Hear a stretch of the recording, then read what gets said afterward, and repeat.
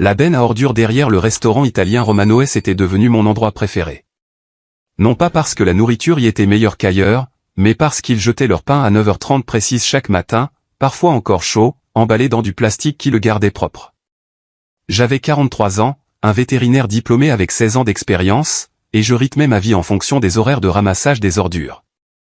Ce matin d'octobre a commencé avec du givre sur mon sac de couchage et une faim assez vive pour me donner le vertige.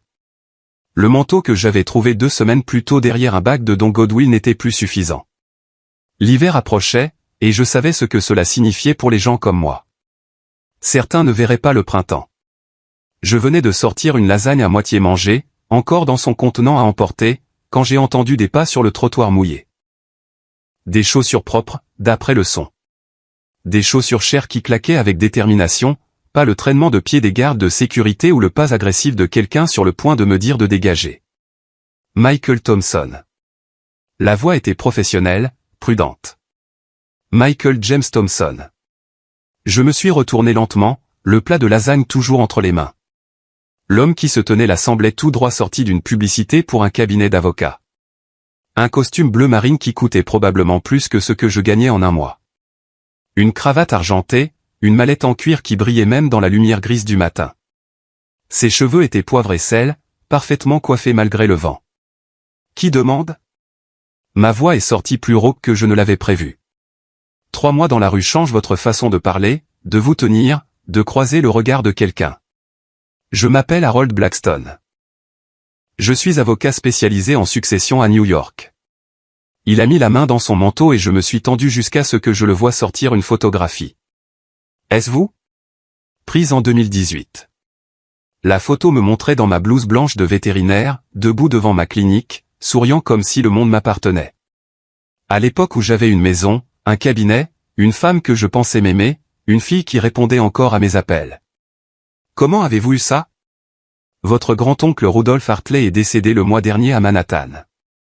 Vous avez été nommé dans son testament. J'ai ri, un rire dur et amer. Oncle Rudolph, l'homme qui m'envoyait $5 dans une carte d'anniversaire chaque année jusqu'à mes 18 ans, puis plus rien.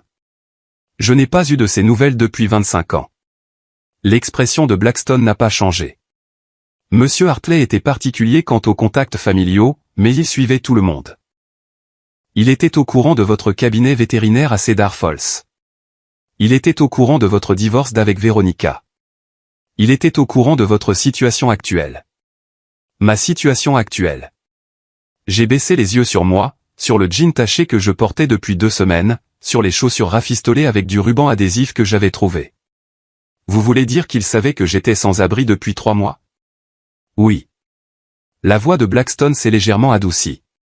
Il savait tout et il vous a laissé l'intégralité de sa succession. Le plat de lasagne m'a glissé des mains, s'écrasant sur le sol avec un bruit humide. Son pantouse de Manhattan dans l'Upper East Side. Son yacht de 40 pieds amarré dans les hantons. Son portefeuille d'investissement, sa collection d'art, ses livres rares. La valeur totale est d'environ 47 millions de dollars. Mes jambes ont flageolé. Je me suis agrippé au bord de la benne pour rester debout. C'est une arnaque. Vous montez une sorte d'escroquerie. Blackstone a sorti un document de sa mallette. Le cabinet d'avocats Blackstone Whitman & Associates gère la succession Hartley depuis 30 ans. Voici ma carte, mon numéro de certification du barreau, et une copie de l'acte de décès. Vous pouvez tout vérifier. J'ai fixé les papiers, les sceaux officiels, les chiffres qui ne pouvaient pas être réels. 47 millions de dollars. 6 mois plus tôt, Veronica s'était moquée de moi à la sortie du tribunal. Personne n'aimera jamais un homme fauché comme toi, avait-elle dit en montant dans la BMW de son nouveau petit ami, Clayton. Tu vas mourir seul dans la rue, Michael. Tu es pathétique. Il doit y avoir une erreur, ai-je dit. Oncle Rudolph avait des parents qui réussissaient. Mon cousin Damon travaille à Wall Street. Trevor est chirurgien à Mount Sinai. Pourquoi me laisserait-il tout ? Il y a une condition, a dit Blackstone, et la voilà. Le piège qui allait tout gâcher. Mais je ne peux pas en discuter ici. Monsieur Hartley a laissé des instructions spécifiques. Vous devez venir à New York, dans son pantouse, et regarder un message vidéo qu'il a enregistré. Ce n'est qu'alors que vous apprendrez ce que vous devez faire pour réclamer l'héritage. Et si je ne le fais pas? Si je reste ici? Alors, dans 72 heures, l'intégralité de la succession sera transférée à un bénéficiaire subsidiaire. Quelqu'un que vous connaissez assez bien, en fait. Il a fait une pause, étudiant mon visage. Votre ex-femme, Veronica Thompson. Le monde a basculé. Je pouvais entendre mon cœur battre dans mes oreilles, sentir le givre de mon sac de couchage encore dans mes os, goûter le désespoir des 3 derniers mois. M. Thompson, a dit Blackstone en regardant sa montre, une Rolex qui captait la faible lumière du soleil. J'ai une voiture qui attend. Nous pouvons être à New York d'ici midi.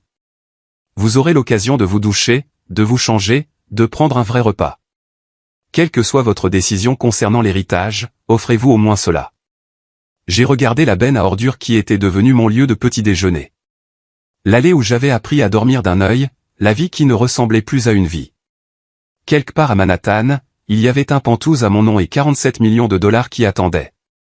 Tout ce que j'avais à faire était de découvrir ce que mon oncle décédé voulait en retour. Donnez-moi 5 minutes, ai-je dit. Je dois dire à quelqu'un que je pars. En allant trouver Jérémia, le vétéran du Vietnam qui m'avait appris quel refuge était sûr et quelles églises aidaient vraiment, je ne pouvais pas me défaire du sentiment qu'oncle Rudolph avait planifié cela depuis très longtemps. L'oncle dont je me souvenais à peine, qui m'envoyait 5 dollars à chaque anniversaire comme une horloge, m'avait apparemment observé toute ma vie, attendant que je tombe assez bas pour comprendre la leçon qu'il avait prévue. L'homme au costume à 1000 dollars se tenait toujours près de la benne à mon retour, aussi déplacé dans cette ruelle que l'espoir dans un refuge pour sans-abri. Mais il était réel. Les papiers étaient réels. Et quelque part à New York, mon oncle décédé m'avait laissé soit une fortune, soit une dernière blague cruelle. Quoi qu'il en soit, ce devait être mieux que de fouiller dans les poubelles pendant que mon ex-femme disait à tout le monde que j'étais déjà mort. Il y a 18 mois, j'avais tout ce qu'un vétérinaire de petite ville pouvait désirer. Ma clinique sur Maple Street à Cedar Falls, Ohio, ne payait pas de mine de l'extérieur, juste une maison de 2 étages convertie avec une enseigne peinte qui disait « Thompson Veterinary Care ».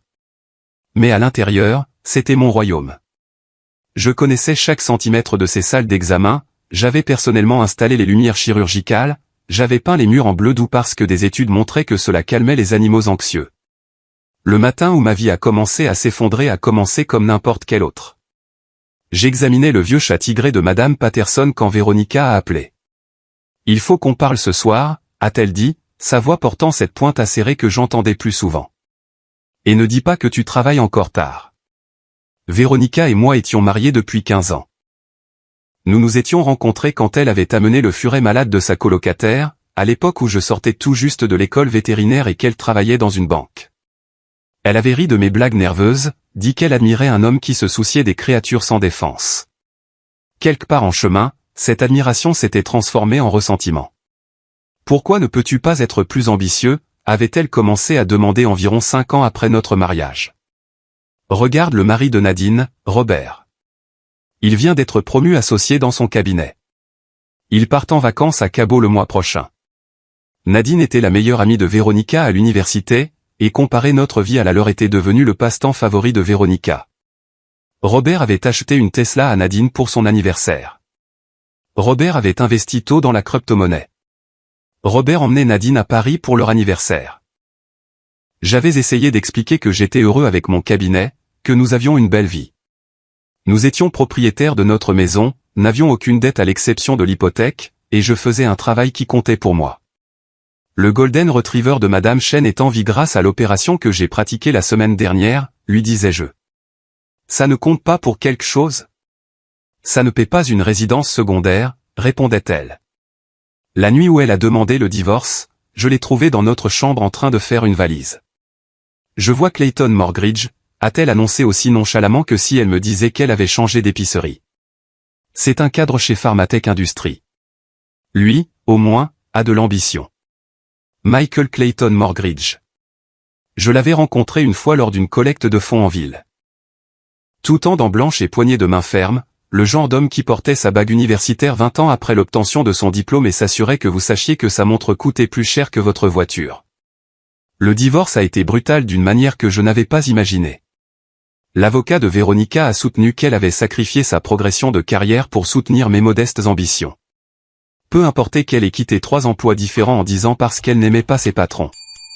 Le juge lui a accordé la maison, la moitié de la valeur de la clinique et une pension alimentaire mensuelle qui allait anéantir ce qui restait de mon entreprise. Ma mère, Dorothy, a essayé d'aider.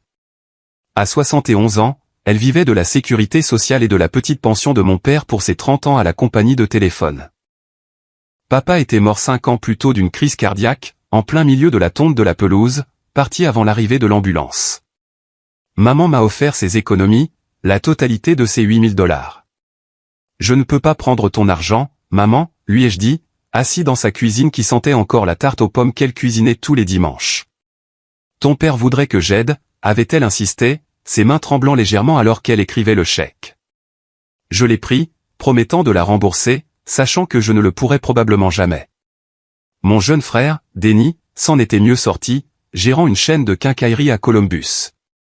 Quand j'ai appelé pour lui demander s'il pouvait m'accorder un prêt, juste pour maintenir la clinique à flot le temps que je trouve une solution, il était devenu silencieux.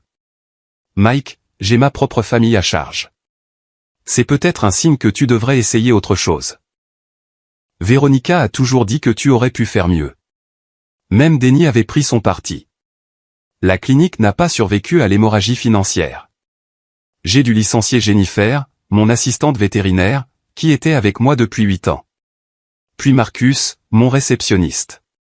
Finalement, je faisais tout moi-même, travaillant 16 heures par jour, dormant dans l'arrière-boutique pour économiser de l'essence.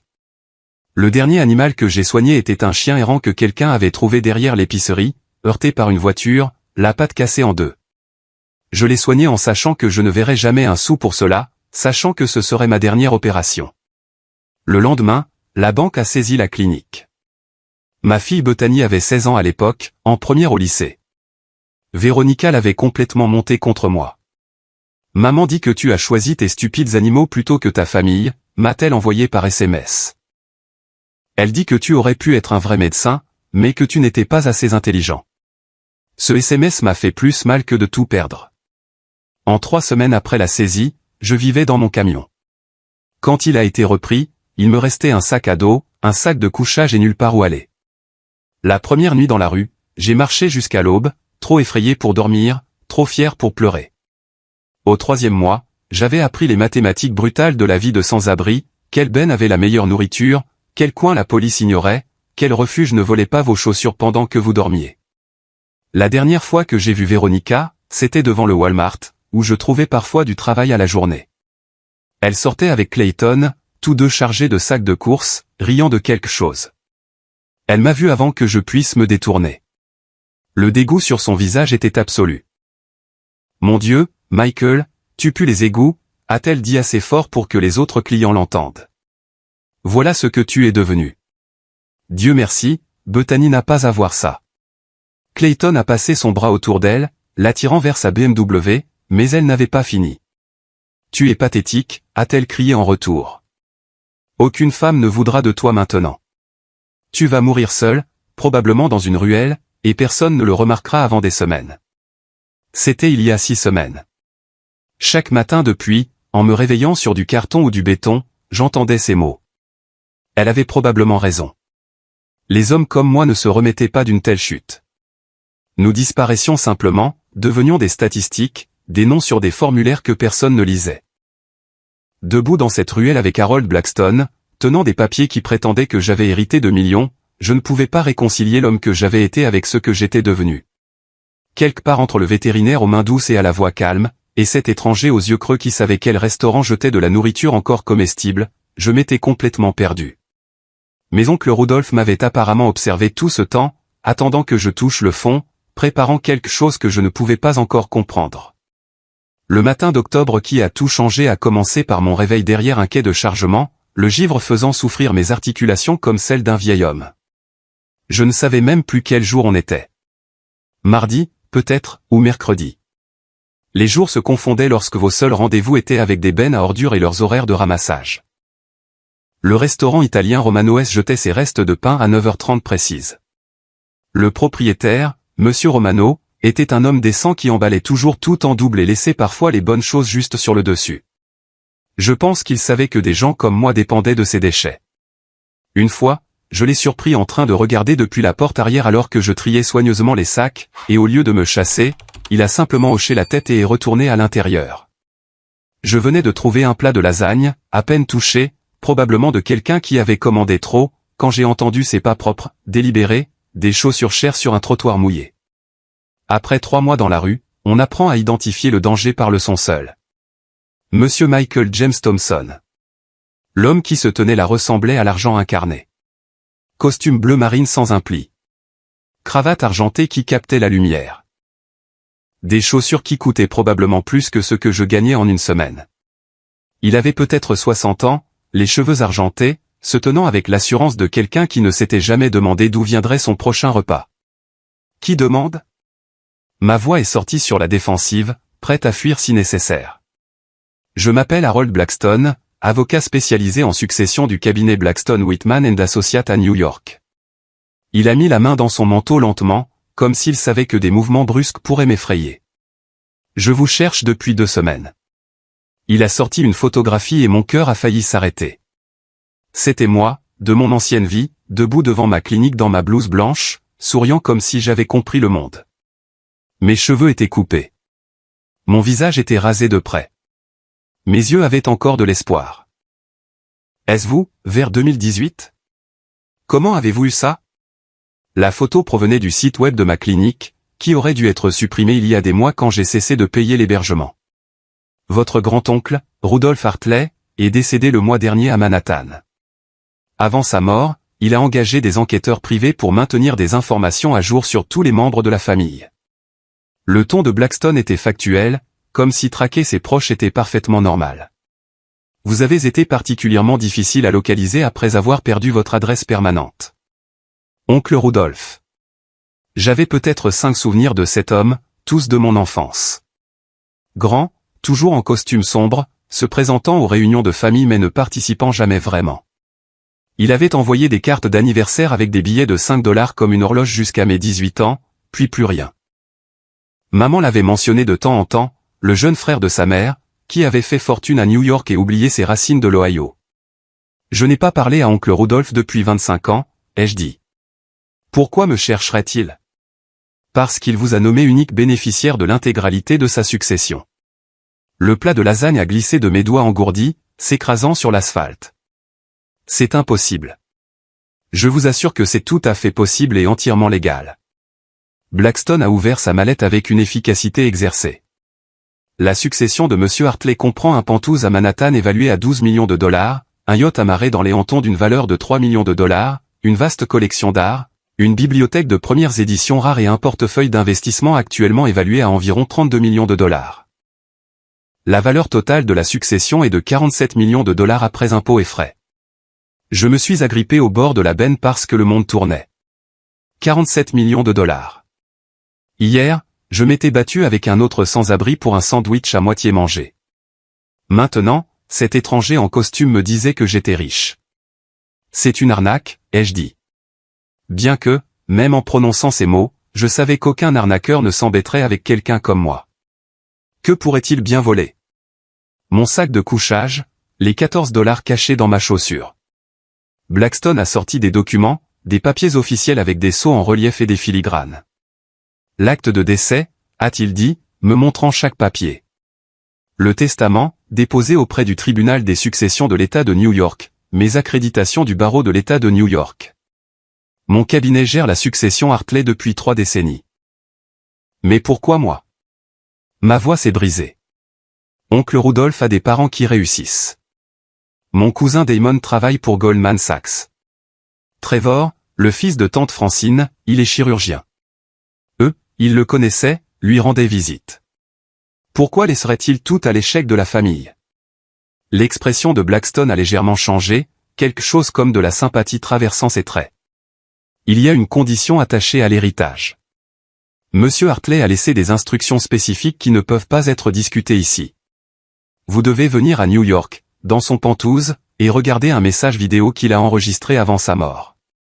Ce n'est qu'alors que vous apprendrez ce qui est requis pour réclamer la succession. Bien sûr, il y avait un piège. Il y avait toujours un piège. Quel genre de conditions ? Je suis légalement interdit d'en discuter en dehors de la résidence. Il a jeté un coup d'œil à sa montre, une Rolex qui brillait sous le faible soleil du matin. Cependant, je peux vous dire que vous avez 72 heures pour entendre les termes. Si vous refusez ou ne vous présentez pas, l'intégralité de la succession sera transférée à un bénéficiaire subsidiaire. Qui? Votre ex-femme, Veronica Thompson. J'ai littéralement chancelé. Veronica, qui avait tout pris dans le divorce, qui s'était moquée de ma destruction, qui m'avait dit que je mourrais sans amour et sans personne pour me pleurer dans la rue. L'idée qu'elle obtienne les millions d'oncle Rudolph me rendait physiquement malade. Monsieur Hartley était très minutieux dans ses recherches, a poursuivi Blackstone.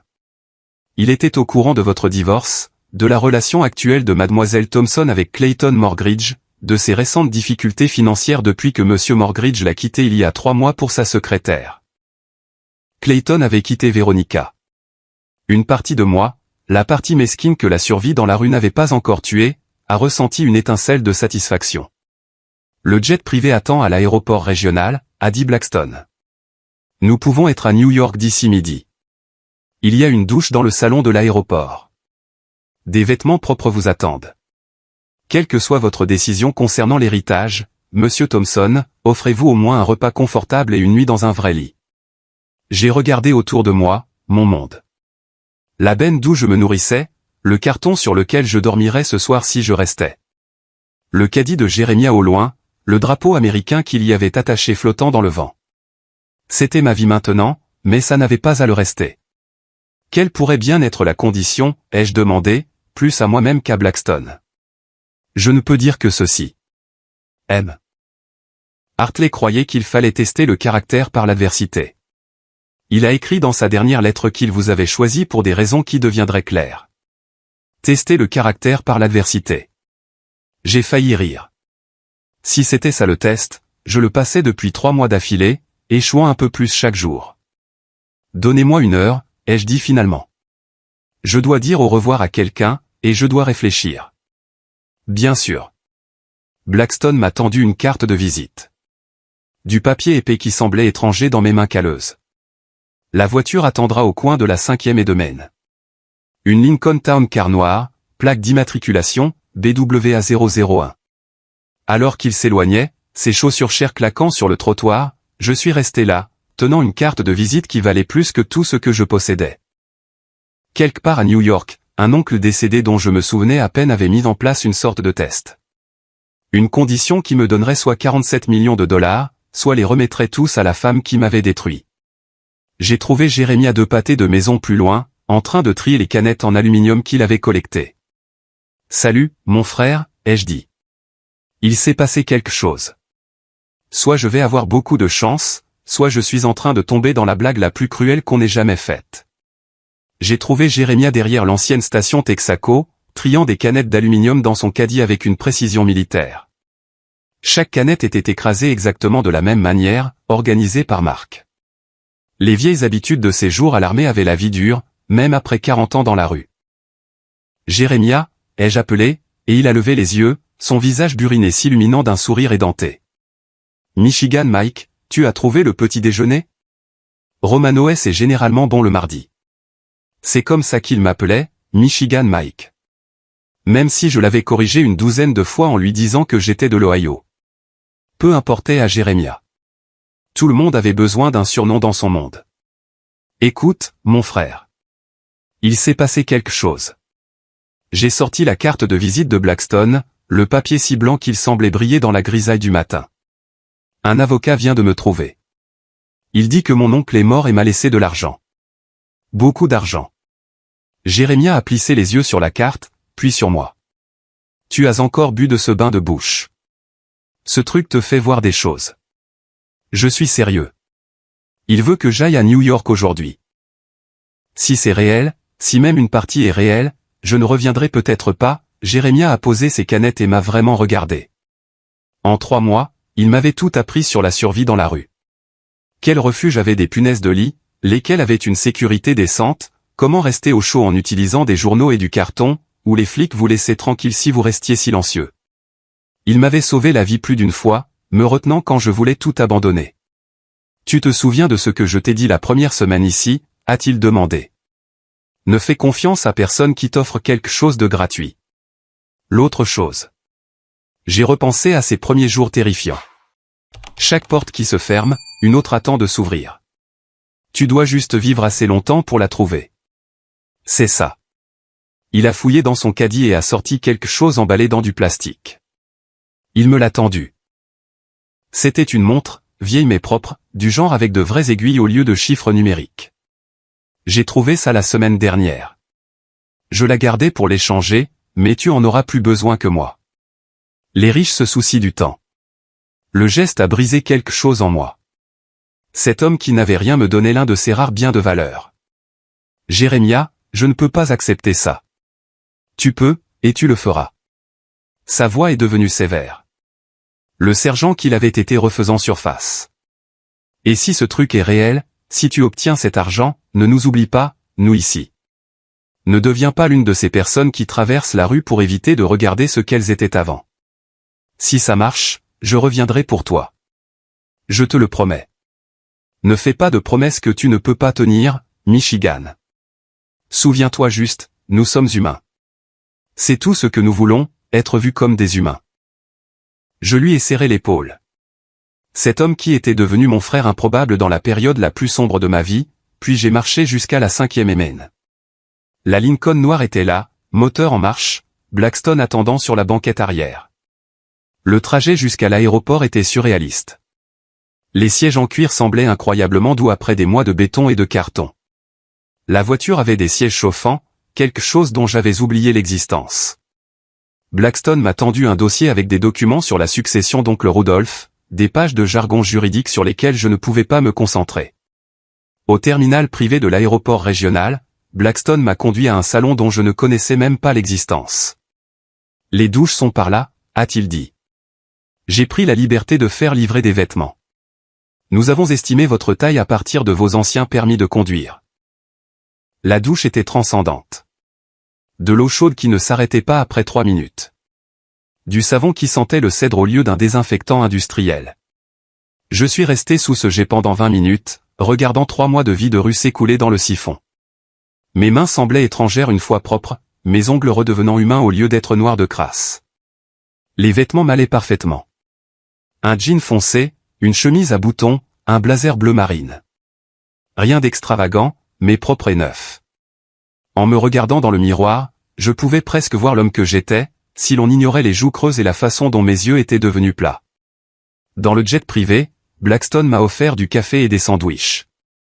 Du vrai café, pas les sachets instantanés que je volais dans les stations-service. Le sandwich contenait de la dinde, du fromage suisse, de la laitue qui craquait vraiment.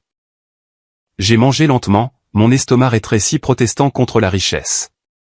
Parlez-moi d'oncle Rudolph, ai-je dit alors que nous montions au-dessus des nuages. Le vrai, pas l'histoire qu'il voulait que les gens croient. Blackstone a pesé ses mots. Rudolph Hartley était brillant, excentrique et complètement seul par choix.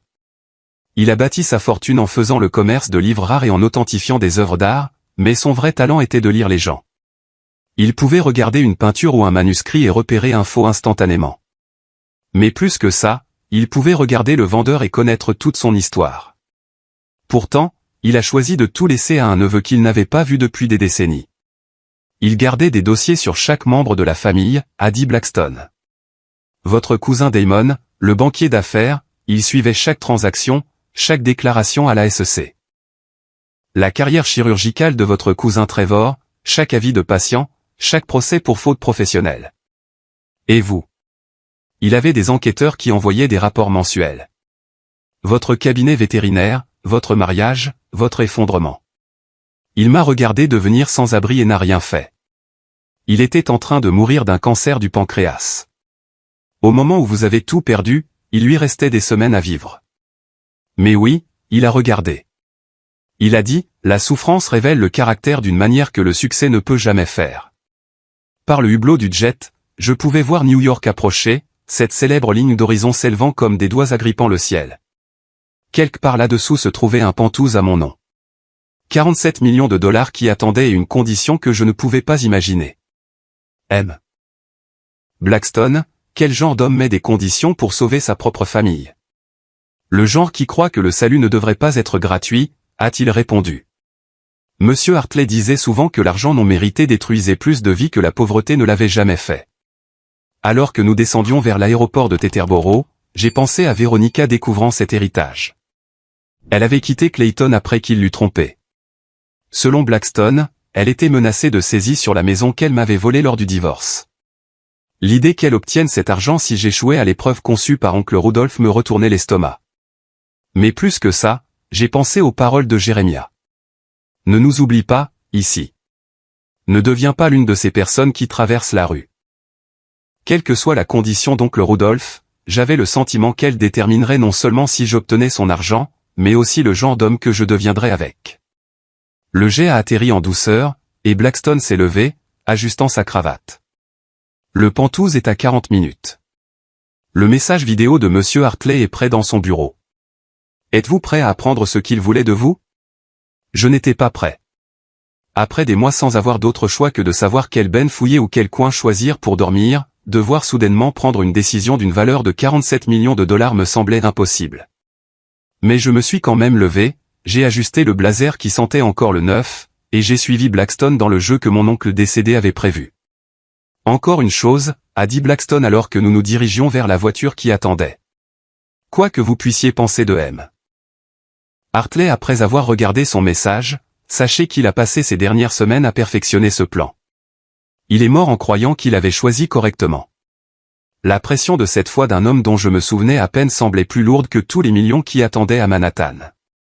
Le Penthouse occupait tout le dernier étage d'un immeuble surplombant Central Park. Blackstone m'a guidé à travers un ascenseur privé qui nécessitait une clé spéciale. Et quand les portes se sont ouvertes, je suis entré dans un monde que je n'avais vu que dans les films.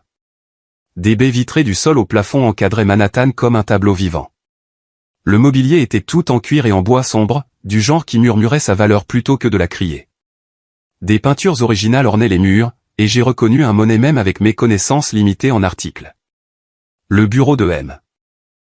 Hartley est par ici, a dit Blackstone, me conduisant à travers des pièces qui ressemblaient plus à un musée qu'à une maison. La bibliothèque seule m'a fait m'arrêter et regarder. Des milliers de livres du sol au plafond, certains derrière des vitrines avec de petites plaques de laiton indiquant des premières éditions datant de plusieurs siècles.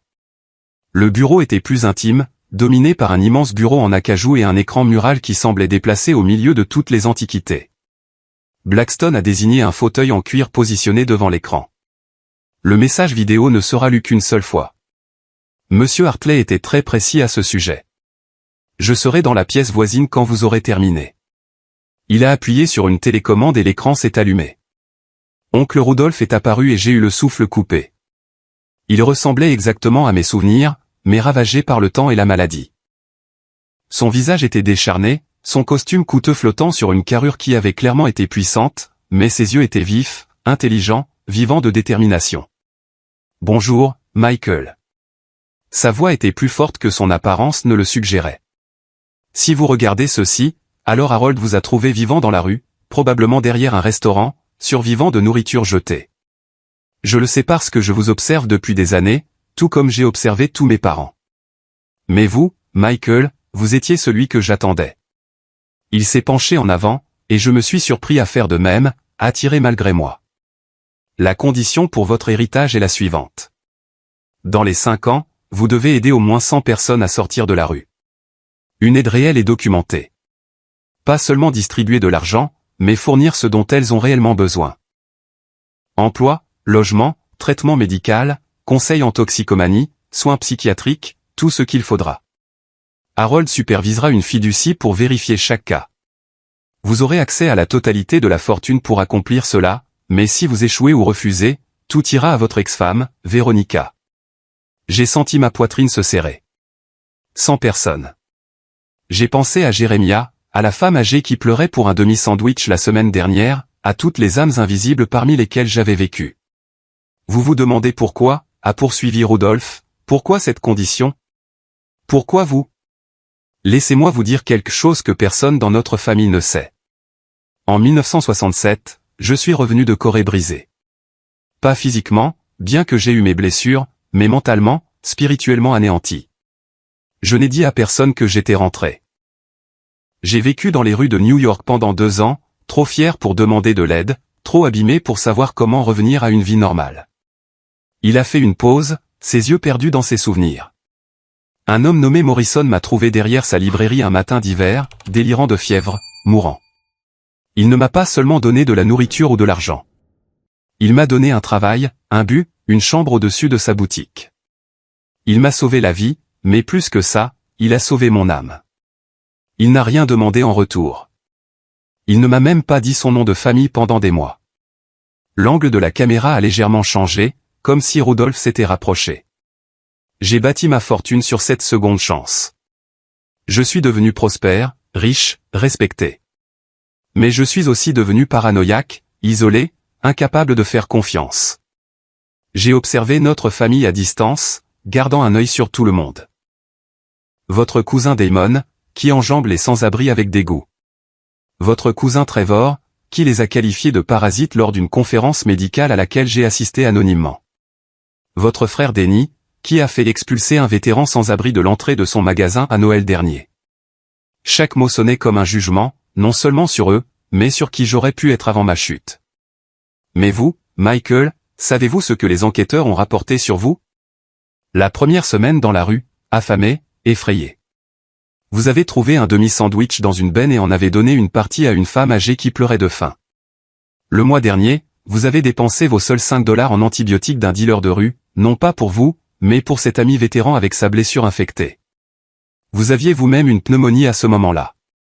Je me suis souvenu de cette nuit. La jambe de Jérémia empirait. Des stries rouges montaient vers son genou. Je crachais du sang, mais l'infection pouvait le tuer plus vite que ma pneumonie ne me tuerait. Harold a des images de surveillance si vous êtes curieux, a poursuivi Rudolph. 63 incidents distincts où vous avez aidé les autres alors que vous n'aviez rien vous-même. Vous avez gardé votre humanité alors que vous aviez toutes les raisons de l'abandonner. C'est pourquoi vous héritez de tout. Il s'est penché en arrière, un léger sourire traversant son visage décharné. Mais voici ce que vos proches ne sauront pas avant que le testament ne soit lu publiquement la semaine prochaine. Votre ex-femme, Veronica, est au bord de la ruine financière. Clayton Morgridge l'a quittée il y a 3 mois pour sa secrétaire de 26 ans. Elle a hypothéqué la maison qu'elle vous a prise pour investir dans l'une des combines de Clayton qui a fait faillite.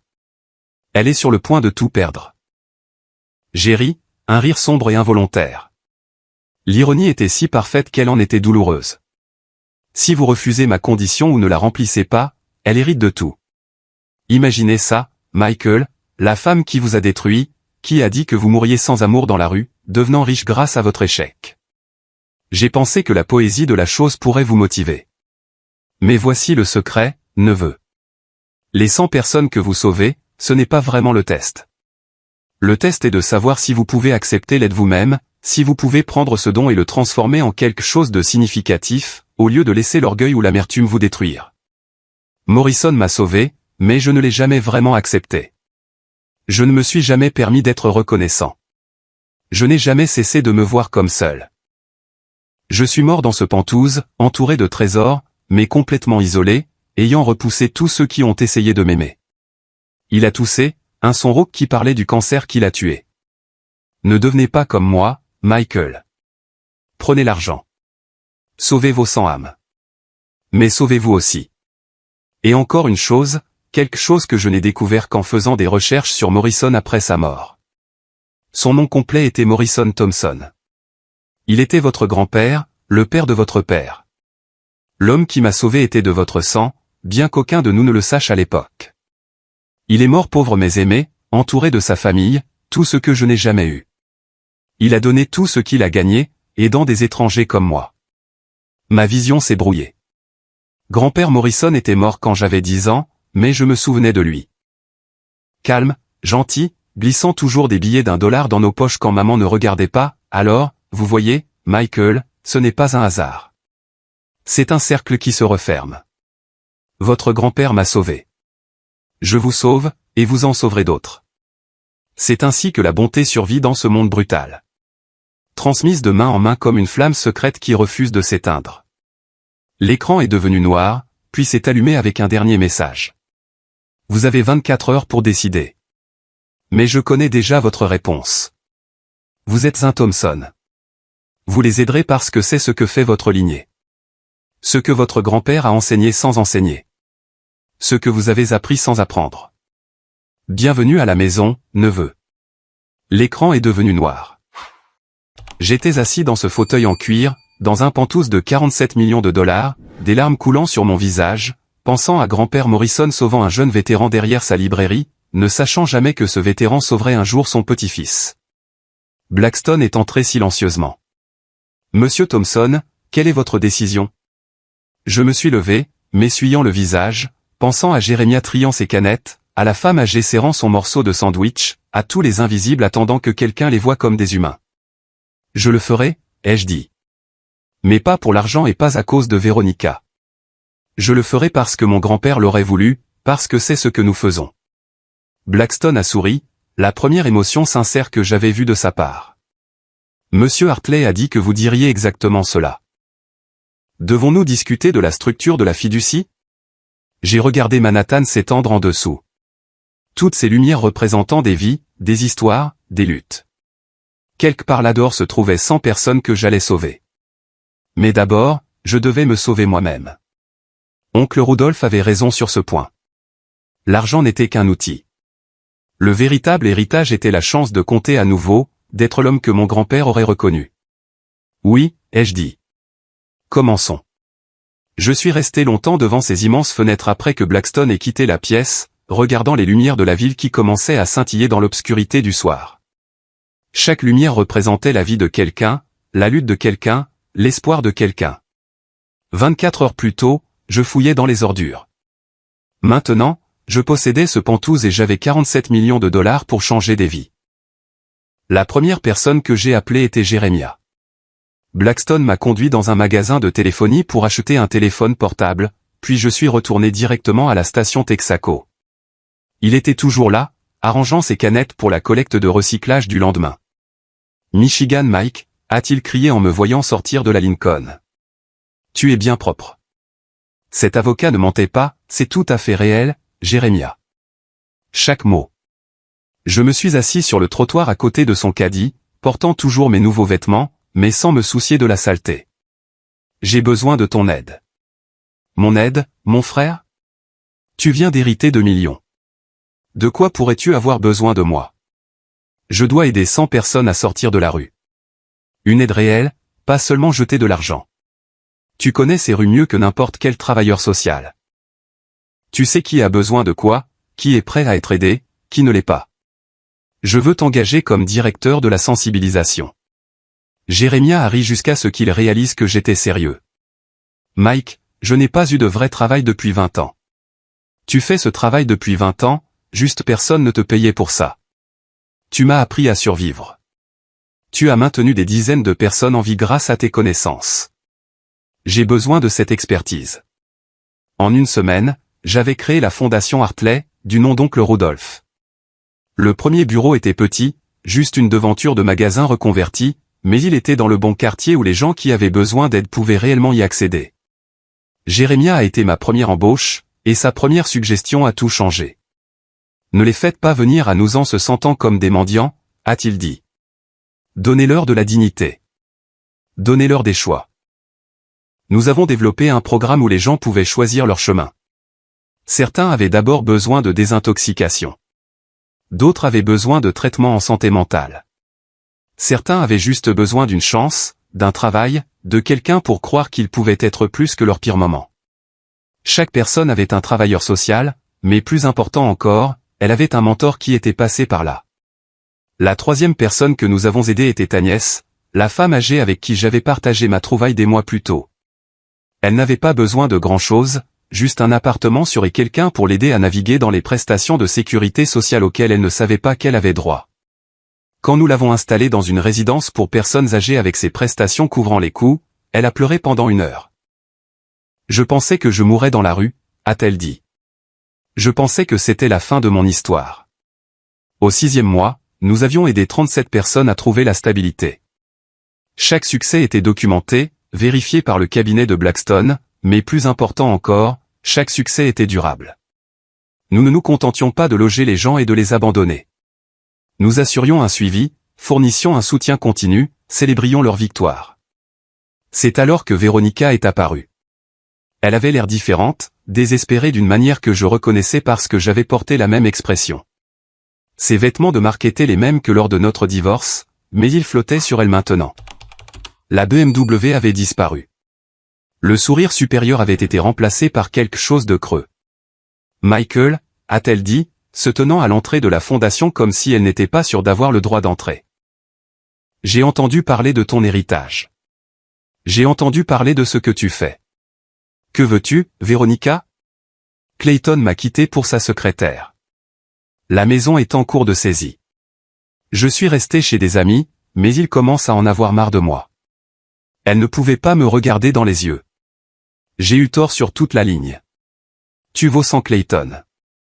Tu l'as toujours valu. J'ai regardé cette femme qui m'avait détruit, qui s'était moquée de ma ruine, qui m'avait dit que je mourrais sans amour dans la rue. L'ancien moi aurait ressenti de la satisfaction face à sa chute. Le moi de la rue lui aurait dit d'essayer les bennes derrière Romano S, pour voir comment elle aimerait ça. Mais l'homme qu'oncle Rudolph m'avait mis au défi de devenir voyez autre chose. Un être humain en souffrance. Je ne peux pas être de nouveau avec toi, Véronica.